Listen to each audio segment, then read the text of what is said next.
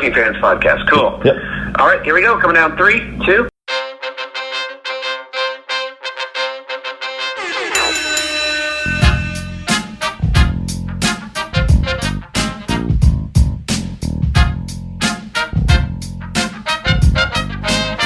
Welcome back for another week of the Working Fans Podcast. This is AJ. I'm the former wrestler. We've got Dave, the ultimate fan, here with us. As we do every week, our producer Joe likes to make us sound good and makes us look way more professional than we actually are.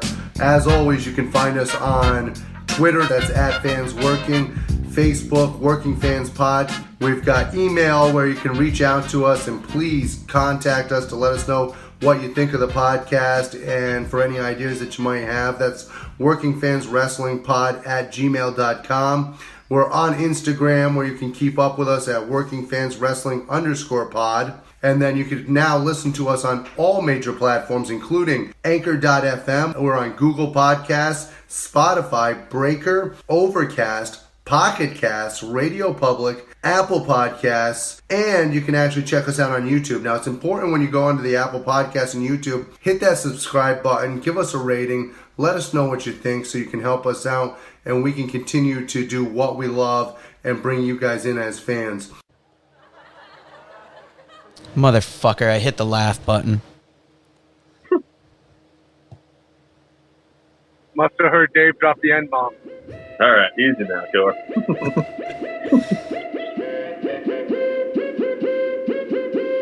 No snare in my headphones. All right, everybody, welcome back for another week of the 5-3-1, where we take our top 5 lists on a particular subject, debate it down to a top 3, and from there, we figure out who is number 1. This week, it is who is the top WCW pay-per-views. And not to break kayfabe, guys, but this is the first time that we're trying to record this on Zoom as well. Yeah, we're trying. I love the name Zoom. Yeah. Yeah. AJ used to zoom into boom boom back in the day. Just have you know. I almost looked into Zoom recorders, too. Yeah. All right, so before this falls too far off the rails, Dave, you want to give us that first list? Yeah, I'm going to give you a list from MLW superstar Logan Creed. Oh, geez. Logan picked Halloween Havoc 93, Super Brawl 93, Starrcade 97, Great American Bash 96, and Starrcade 88. It's a solid list. I think you're going to see Great American Bash 96 show up a few times. Bash 96 is a good possibility. That's the one where I might remember Nash and Hall put Bischoff through a table. I was hoping you were going to remind me what was on it because I don't remember to save my life, and I was wondering how the hell I was going to comment on that. I got a list. I wrote some notes on some of them. I forgot to do that for Logan and Sal's list here, but Very interesting that on the first list so far, the Bash at the Beach, where Hogan turns, is not on it. you will be seeing that. No worries. Now, I got a list from former guest Josh Dunn, and he includes Sin 2001, Hog Wild 96, Halloween Havoc 91, Slamboree 98, and Bash at the Beach 99. I mean, I'm always a sucker for a Halloween Havoc. Hog Wild made the list. The fact that anything from 2001 made a best list, absolutely incredible. I know. I almost want to go back and watch that Sin pay-per-view and see what is it. I bet it's the cruiserweights. It's definitely not the title division, I bet. They had good wrestling on those pay-per-views because you had a lot of young talent, but they just didn't have any actual continuity of storyline. Dave, who do you got for that next list? I got NWA superstar Sal Renaro. Sal wrote in Great American Bash 89, Super Brawl 3, Starrcade 89, Halloween Havoc 97, and Super Brawl 2. So again, you're seeing the Halloween Havoc get involved too. Spin the wheel, make the deal. That's what I think really put Halloween Havoc on the map. And I'm surprised they haven't brought back the idea yet. Come on, coal miner's bluff. By the way, Joe, I forgot to tell you, I do have another list on here. I got one from Royce Isaacs as well. If you want me to go right into that, since I'm bringing it up right now. Yeah, do that. Wait a minute. Is that NWA superstar Royce Isaacs? It is NWA superstar Royce Isaacs. Check out some of his artwork. on Twitter. I was going to say, afterwards. Shinsuke Nakamura isn't the only artist in wrestling right now. I was going to say, that man can draw anything. And he had stands. Go ahead. Including the house. He's got Spring Stampede 1999, Bash at the Beach 96, Great American Bash 1990, World War III pay-per-view 1995. I'm going to guess that. Oh, my God. Wow. And also, as we talked about off air, we're going to see this pop up. We're wondering if it's a WCW pay-per-view, but When Worlds Collide. When Worlds I think we Collide just give it is to an him. amazing pay-per-view. I don't It is think... an amazing pay-per-view. I don't think technically WCW, I mean, you got guys that made their way through. You have Eddie Guerrero and Art Barr teaming up on that last time show. we got to see our bar. Yeah. So Donna's boyfriend, Luis Piccoli. Yeah. I've got Chris Zauha coming up next, another former guest and a member of Rockin' Randy's Rockin' Wrestling Group. He has Bash South of the 96, Spring Stampede 94, thanks for getting that plug in, Spring Stampede 99, Bash, I'm going to say Great American Bash 89, and Slamboree 94. When you got Bash at the Beach and Great American Bash, Bash is a shitty shorthand. Yeah, but there was no Bash at the Beach 1989. Good call. Anything else got, about this? Great American Bash 89, great event. One of the last ones that, to me, had the fingerprints of the old NWA on it. That's something that when I fell away from WCW, it was almost sad to see because I thought that old NWA feel was what attracted me to WCW. And then when they got more to the Nitro era and fell away from that tradition, I wasn't uninterested, but I started losing interest in that time. To me, the early 90s pay-per-views were more of a WWE light. Oh, I love the early 90s stuff better, actually. Like, you had the Steiner Brothers, the Road Warriors, the Samoans, well, the tag teams were on fire. You still had the Horsemen around a little bit, too. Just so much good stuff, I thought. I agree with you with the talent pool. The talent pool It wasn't was phenomenal. successful. I'm saying that Ole Anderson had no idea what to do with it. Well, yeah, Maybe he was Jim a little Herd. fun. Yeah. All right, Dave, who do you I got? got a list here for Zach St. John. Zach from Griswold. He's got Spring Stampede 94, Beach Blast 92, which is mainly I remember for Cactus Jack versus Sting. Zach did point out that he was in high school at the time, and this also had the Medusa versus Missy Hyatt Bikini Challenge on it. He also picked When Worlds Collide. He did say if that even counts. I don't know if we should count it, but a lot of people are mentioning it. Didn't we watch that pay-per-view at the St. John's? No, not the Worlds Collide. No, we didn't. For some reason, I thought we watched that pay-per-view with Eddie and Art Barr at St. John's. But We started hanging out with him shortly after, around that time, though. Super Brawl 2, which he pointed out, too, was Pillman versus Liger. And that's also where Sting beat Lex Luger, who was very well rested at that time. Wink, wink. Thank you, Jesse Ventura. And Starrcade 95, which was the WCW versus New Japan Cup that year. God, I loved when New Japan had that working relationship with WCW back in the day. Brought Liger over, probably where I saw Chono. Next up, I've got a list from Daniel Allen. He's got Bash at the Beach 96, Great American Bash 90, Great American Bash 89, Halloween Havoc 89, and Wrestle War 92. It's not a bad list. Yeah, I got Mike Flynn here. The problem with these lists is I didn't research many of the cards, so when we get to my list, you'll kind of get how I've looked at WCW pay-per-views. Well, I got a list from Mike Flynn, and the number 2 on his list, I'm going to go early. I wrote down as a Great American Bash 19. I'm going to assume that's 91, but if I'm wrong, I'm sorry, Mike. I don't think there were 19 Great American Bashes. Didn't they do that was a classic. Didn't they do a house show with a Great American Bash name last year for WWE? No, They Great didn't. American Bash 19. I'm I just believe being that was sarcastic. 2019. That was a good show. Yeah, this year it was an NXT property. God, that was a thing this year. Jesus. Yeah. 2 weeks ago. Yeah. We When Worlds derailed Collide David. also made his list. I almost Yeah, feel like Worlds that's Collide. got to make it on there just because so many people voted for it. Bash at the Beach 96, Spring Stampede 99, and the Chi-Town Rumble. Oh, finally. That's a good one. Here's the problem, though. Is Chi-Town Rumble, is that an NWA pay-per-view or a WCW pay-per-view? And are we counting the It was technically a WCW pay-per-view, but it was still Is that the right NWA after the title. buyout? Gotcha. Yeah. All right, the next list I got up. I knew it was close. The next list I got is from Jason DiAugustino. He has Halloween Havoc 89, Wrestle War 90, 91, and 92. And he's got Sold Out 98. Huh. What was on that store? We don't know. Yeah, I feel really bad that we did so little research for this. I don't remember enjoying the Sold Out, honestly. Yeah, I think that's when Rowdy Piper was on top in WCW, wasn't it? If it was, they were drawing a ton of money, but that's for a later debate. That definitely could be a possibility. He wasn't that broken down old Terry Funk. That's another story. All right, we'll have to debate that sometime. Absolutely. So I got a list from, speaking of Rockin' Randy Osgood from Griswold, former guest on the show.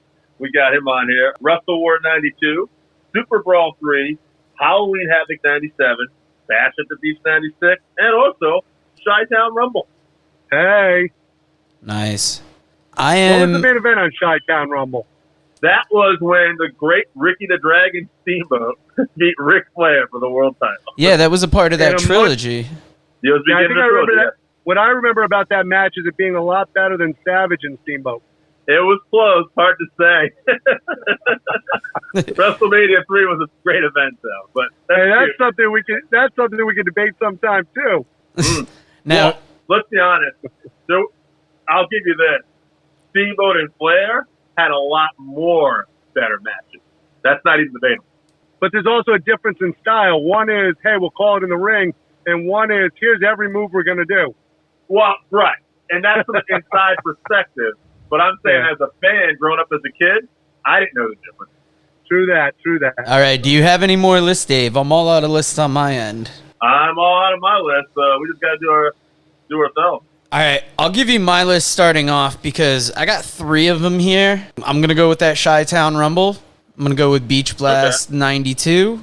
And I'll go with Wrestle War 92. For WCW, I don't remember a ton of pay-per-views. I remember loving Halloween Havocs, watching Starcades. My thing was mostly the Clash of the Champions. And the one where they followed Ric Flair from his home to the venue is the one that sticks in my mind the most. I mean, if we were being professional, we probably could have researched a couple cards and come up with something, but I'm just such an old WCW fan that I wanted to cover the subject, even though I had nothing much for it. Absolutely. I'll give you my list. I'll let you close out today, AJ. On my list, I actually took Bash the Beach 96 off. I decided to put Wrestle War 89 in there because it's a personal favorite of mine. Wow. Wrestle War 89 is actually the beginning of the Terry Funk Ric Flair angle. So Flair wins the belt back from Steamboat, and then Funk attacks him, and that begins probably one of my favorite eras of wrestling. I'm actually angry now that you went first. Now, Dave, we actually covered that in a forgotten segment called Dave Remembers. Yeah, well, I also talked about Flair and Funk at New York Knockout, Clash of the Champions. So that's the event we talked about, but the thing that you're talking about kicked off that whole run. Yep. Yeah. Chi-Town, excuse me, guys. Chi-Town Rumble also made my list because I am a huge Ricky Steamboat fan, and that is the one world title he ever got. And although Steamboat's great for putting off those matches, he never quite had that long championship reign. So it's a good moment for him. Bash at the Beach 92, Sting versus Cactus Jack, Rick Rude versus Ricky Steamboat in an Iron Man match. Also a Young Raven and Scotty Flamingo versus Brian Dillman for the lightweight title. Did I accidentally send you my list? What's that? Did I accidentally send you my list? You did not. Also, Gordy and Williams wrestled the Steiners on that card. I know. Also, this is on my list. I don't know if it's going to make yours. Starcade 93. Ric Flair wins the world title from Big Van Vader. I love the build-up of that. Throughout the whole show, Shivani and Rick in the limo. Killing me. It was a great one of my favorite pay-per-views. And also, Wrestle War 92. I doubt anyone has this on their list. I don't have that. Right. A couple people I had it, remember actually. Okay, that I remember because the War Games, it was Sting Squadron versus the Dangerous Alliance, and it was one of my favorite War Games of all time. I recommend anybody go check it out. All right. All right, There you go. so here we go. Chi-Town Rumble, 89. Damn right. Starrcade 93, because I have always been a Ric Flair mark. Yeah. And yeah, I might as well just tell you to see Dave's list. 89, Funkin' Flair. Absolutely love that. What was that? That was Wrestle War, right? Yeah, it was actually Flair versus Steamboat, but the angle with Funk and Flair started. Yeah, Right. but that's another one of my favorites. That's up there. Now, here's where we're going to vary a little bit. I think that Bash at the Beach 96 is where the NWO jumped off, where it took off from. So I think we have to put that on there because just natural, visceral reaction to Hogan turning, the garbage in the ring, the emotion that it brought out, to me, has got to be on the list. And then my other favorite one was actually 97, Starrcade, with Sting and Hogan. Sure. Because it was just the end of something that they actually built up for a year. Yeah. And even though I didn't necessarily like the way it ended, I was a fan of the build-up for it and the emotional connection that it had with the fans. They fucked that up, but yes, the build and everything was really good. Never better build. True. So now that we got all our top 5 list out of the way, I don't even know how to whittle this down. We got Wrestle War 92. Definitely people have mentioned, so that goes on. There's not a ton that made a lot of lists. So since we got Wrestle War 92, what's that? Bash at the Beach 96 made a few lists, and I think it does have to be on there. I didn't include it because I figured it would be in the top 3. Anyway. I think Chi-Town's got to be on there, 89. Okay, so we'll do Bash at the Beach 96 and Chi-Town Rumble 89. How do you start cutting people from this list now? We got Wrestle War 92, Bash at the Beach 96, and Chi-Town Rumble 89. I'll tell you what, even though I didn't put Bash at the Beach 96 on my list, you're not cutting Bash at the Beach 96. I'll just start right there.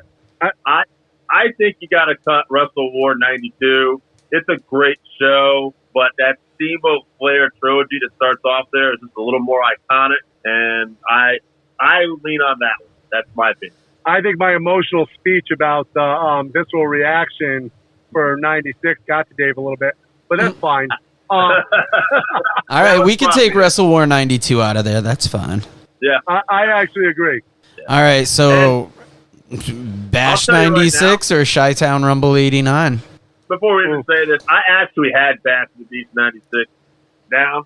I written it down. It was number 1 on my list, and I basically wrote in Wrestle War 89 just because I liked it better. But if we're talking about true importance, I will debate AJ a lot of times, but he did hit the nail on the head. I thought Dave was going to show his list. I was like, nobody's going to be able to read that, Dave. I realized that afterwards. I was like, I'm not even going to bother. All right, Just so myself there. So we're just going to give it to Bash 96 this week. And guys, I think you got it. It's the biggest moment in WCW history. Yeah, I love Chi-Town for pure wrestling. I love Chi-Town 89. Yeah. But when it comes to importance, Bash at the Beach 96 has got to be the one. It does. Well, guys, you know what the music means. That's another week of the 5-3-1. Everybody go check out Bash 96 and check out any good WCW pay-per-view from in the day. As always, get a hold of us on Twitter at FansWorking, website workingfanswrestlingpod.com, email workingfanswrestlingpod@gmail.com, Working Fans Podcast Facebook page. We got a lot of shit to promote, guys. Help get us bigger and bigger, and thank you very much. Guys, thank you for listening to the 531 here on YouTube this week. If you like what you hear, you can always find us on Anchor FM, Google Podcasts, Spotify, Breaker, Overcast, Pocket Cast, Radio Public, and on the Apple Podcast where you can subscribe and also give us a 5-star rating. We appreciate you listening. We want your feedback, 531, and if you agree with us, if you disagree with us, we also want you to let us know, and let us know what your 531 would be. Come up with a top 5, and and let us know, and we'll tell you why you're wrong. And in order for us to do that, please contact us on Twitter. We're at Fans Working. Facebook page, Working Fans Wrestling Pod. Email workingfanswrestlingpod@gmail.com. It's very important that you actually contact us on these platforms because we want this to be your interactive place to talk wrestling.